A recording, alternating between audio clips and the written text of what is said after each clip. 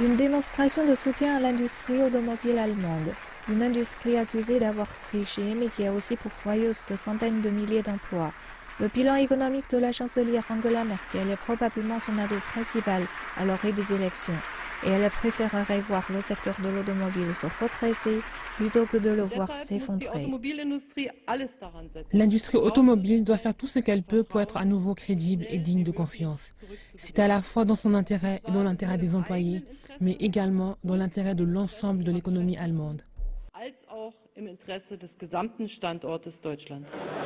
Les principales marques automobiles se sont engagées à le faire en présentant différents plans lors du Salon de l'automobile de Francfort au cours de la semaine dernière, des plans destinés à progressivement s'écarter des carburants fossiles.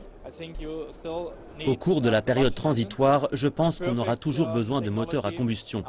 La technologie parfaite, c'est l'hybride rechargeable qui combine le meilleur des deux mondes. Et puis arrive progressivement l'électromobilité. Ce que M. Mueller a dit, c'est que le groupe Volkswagen investit beaucoup dans l'électromobilité.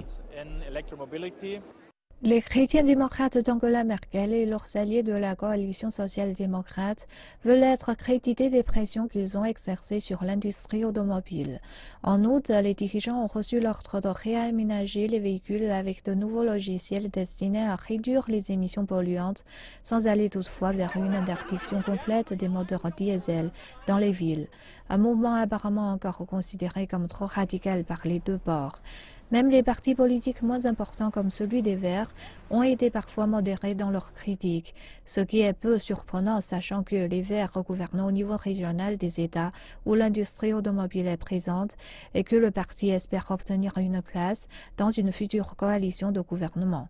Cette modération des partis politiques ne plaît pas à tous les observateurs.